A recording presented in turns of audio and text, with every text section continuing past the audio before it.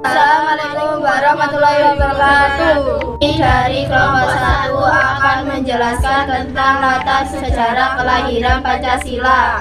Dahulu, nilai Pancasila sudah menjadi bagian dari kehidupan masyarakat di wilayah yang sekarang menjadi bagian dari negara Indonesia. Maka para ahli menyebut bahwa Pancasila memang digali dari bumi Indonesia sendiri.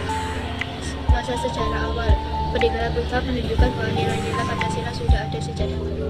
Masa praaksara sebelum abad ke-13 Masehi, nilai ketuhanan saat itu antara lain terlihat pada sarana upacara keagamaan seperti negara atau gong tertentu yang ditemukan di banyak tempat mulai dari Sumatera hingga Nusantara Barat.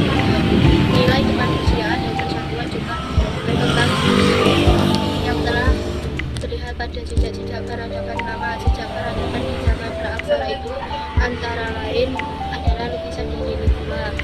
Di Indonesia terdapat lukisan gua seperti di Wamena, Papua, di Lenggang-Lenggang Sulawesi Selatan sehingga di pedalaman Kalimantan. Mencerminkan nilai kemanusiaan juga terwujud dengan adanya patung-patung purba seperti di Lembah Bada, Sulawesi Tengah maupun di Gunung Tengger, Sumatera Selatan. Sekitar abad ke-5 berdiri Kerajaan Tarumanegara di Jawa Barat, Kerajaan Kutai di Kalimantan Timur, disusul Kerajaan Kalingan Jawa Tengah. Masa Kerajaan Nusantara, jejak peradaban mencerminkan nilai kemanusiaan juga terwujud dengan adanya patung-patung purba seperti di Lembah Bada, Sulawesi Tengah maupun di Gunung Tengger, Sumatera Selatan. Di sekitar abad ke-5 berdiri Kerajaan Tarumanegara di Jawa Barat, Kerajaan Kutai di Kalimantan Timur, disusul Kerajaan Kalinga di Jawa Tengah.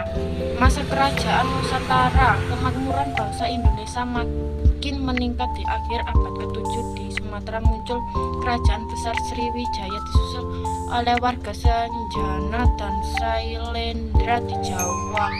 Kerajaan kembar itu membangun Candi Borobudur sebagai candi umat Buddha terbesar di dunia serta Candi Prambanan sebagai candi umat Hindu.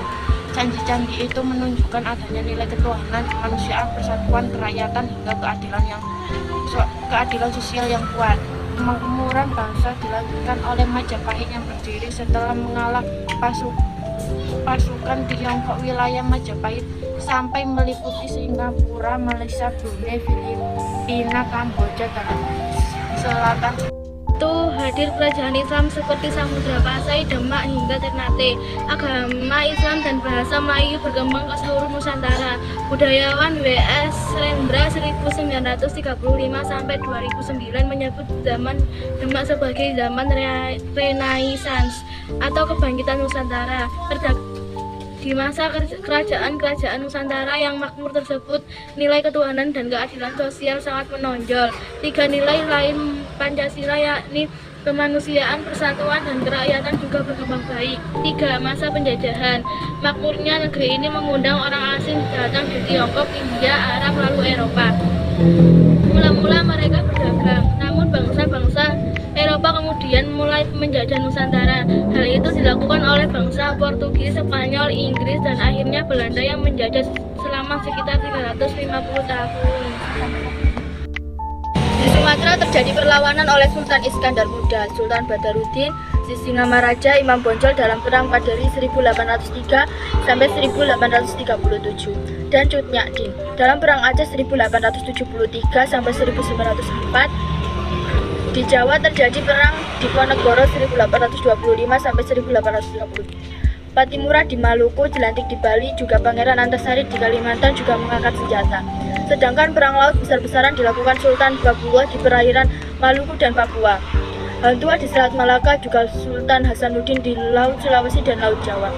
4. Masa kebangkitan nasional. Memasuki abad ke-20, upaya melawan penjajah tidak lagi dengan perang melainkan lewat gerakan politik. Ide utama yang diprakarsai Wahidin Sudirohusodo berdiri pada tanggal 20 Mei 1908, disusul oleh Sarekat Islam pimpinan Cokro Aminoto, lalu Muhammadiyah pimpinan Kiai Ahmad Dahlan, dan Nahdlatul Ulama pimpinan Kiai Hasyim Asy'ari.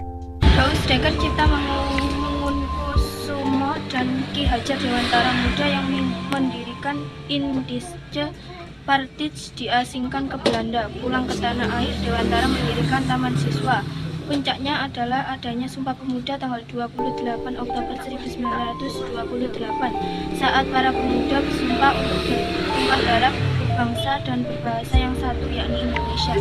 Setelah Sumpah Pemuda, nama Indonesia makin sering dipakai. Soekarno pun mendirikan partai bernama Partai Nasional Indonesia, kemudian diasingkan oleh ND. Tahun 1942, Jepang dapat dan menggantikan Belanda sebagai penjajah. Bangsa Indonesia harus berjuang lebih keras untuk merdeka. Berjuang untuk merdeka berarti menegakkan nilai kemanusiaan dan persatuan.